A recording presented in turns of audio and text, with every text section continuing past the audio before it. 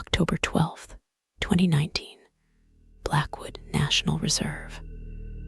My name is Cora Fern, and I'm a botanist who thought she understood the language of plants. But 5 years ago, I documented a new species of fern that didn't just grow, it watched. It learned.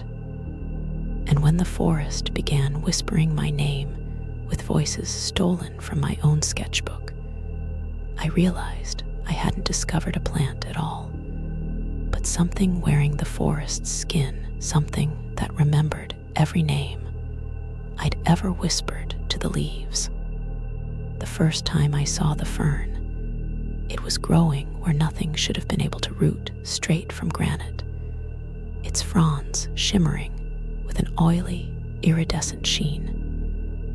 My midnight eyes widened as I knelt, my shadow skin blending with the gathering dusk.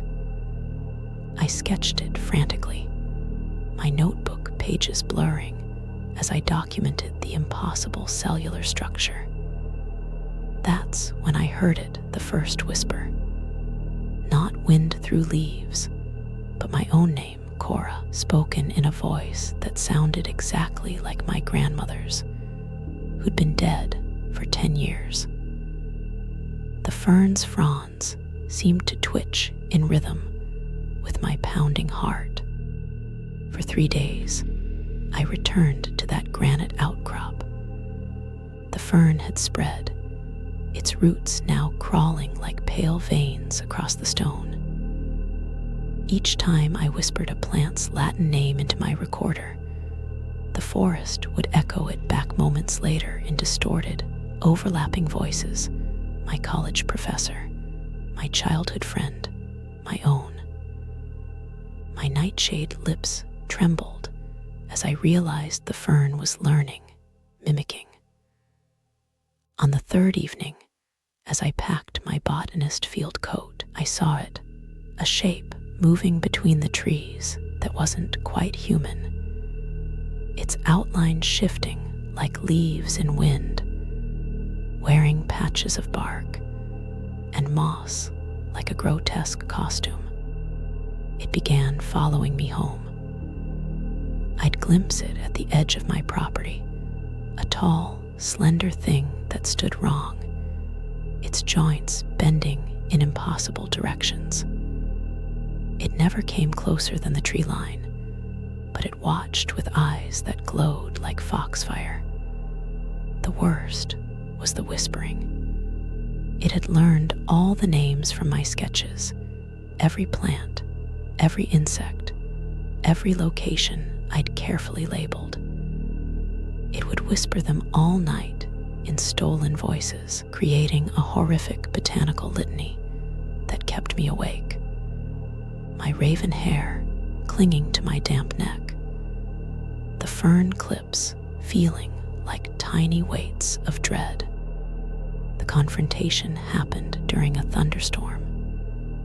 I returned to the granite outcrop, determined to uproot the original fern. But it was gone. In its place stood the creature, fully formed now, a terrifying collage of forest debris and stolen shapes. It had my face, but wrong, like a mask made of leaves and shadows. You named me, it rasped using my own voice. You gave me form with your whispers and sketches.